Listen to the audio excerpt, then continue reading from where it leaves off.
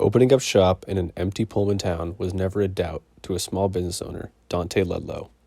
His store, Dante's Deals, is a vintage clothing store that sells anything from shoes to life-size cutouts of Shaquille O'Neal, which he opened in the beginning of June 2020. Opening a store in the beginning of a pandemic is not something most people consider doing. However, Dante does not run his business in the most typical of ways.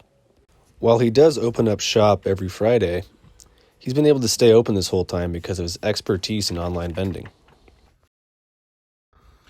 Yeah, I mean, for many years, the online side was my entire business. So in a way, I was kind of preparing for a pandemic the whole time, even though I didn't know it. I think that if I was brick and mortar only, I would have been out of business a long time ago, to be honest.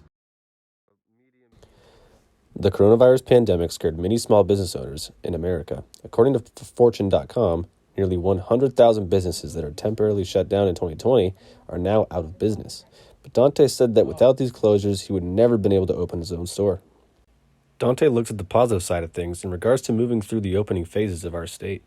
Limited capacity and, making sure everybody's wearing masks and, having all this hand sanitizer and stuff out and, really just trying to be extra careful. And so when everybody is fully open and back, then, we expect to have a line out the door for a different reason, not because we have to keep the capacity so low, but because people want to be here.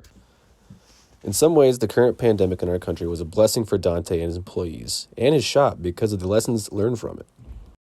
I've mostly learned how important it is to have an online presence for your business and for your storefront, because a lot of today's age is all online with the pandemic, that social media is a big part of the reason why we get people into our store.